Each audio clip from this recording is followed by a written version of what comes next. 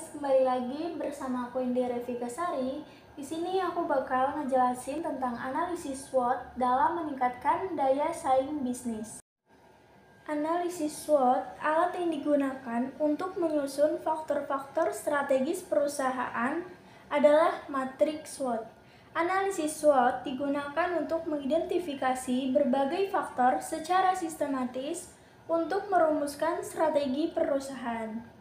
Proses pengambilan keputusan strategi selalu berkaitan dengan pengembangan misi, tujuan, strategi, dan kebijakan perusahaan. Analisis SWOT dimaksudkan untuk memperjelas semua kekuatan dan kelemahan yang dapat diidentifikasi guna memberi suatu rekomendasi pengembangan berdasarkan potensi-potensi yang tersedia. Penerapan SWOT pada suatu perusahaan bertujuan untuk memberikan suatu panduan agar perusahaan menjadi lebih fokus dalam menghadapi tentang ke depannya. Penempatan analisis SWOT tersebut nantinya dapat dijadikan sebagai bandingan pikir dari berbagai sudut pandang, baik dari segi kekuatan dan kelemahan, serta peluang dan ancaman yang mungkin bisa saja terjadi di masa yang akan datang.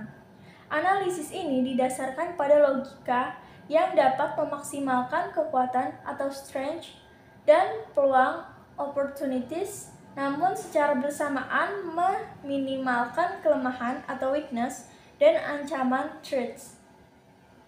Analisis SWOT merupakan kajian sistematik terhadap faktor-faktor kekuatan atau strength dan kelemahan weakness internal perusahaan dengan peluang opportunities dan ancaman threats lingkungan yang dihadapi perusahaan.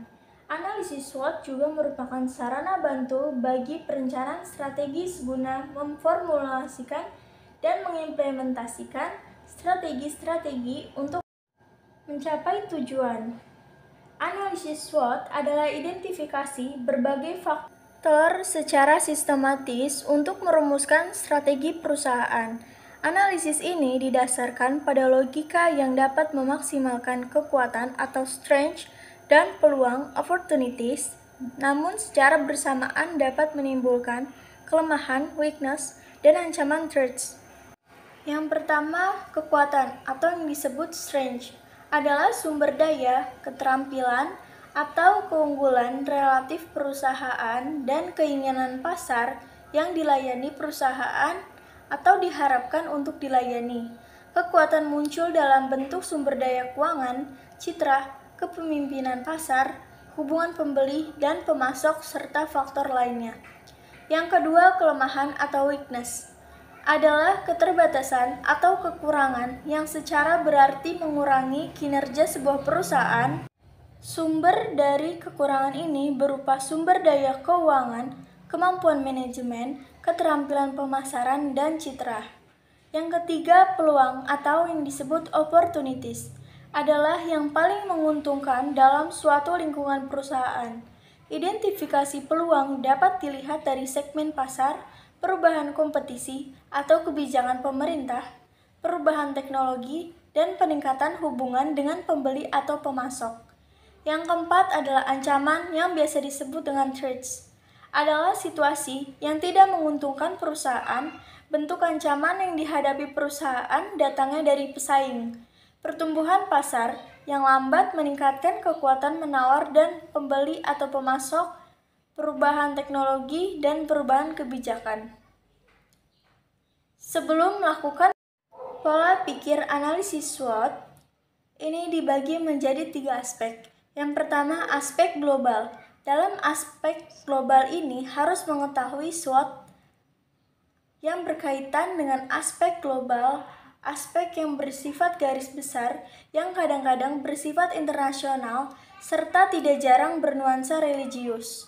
Aspek global ini sangat berkaitan dengan misi dan visi yang harus dikembangkan oleh perusahaan kita. Yang kedua adalah aspek strategis.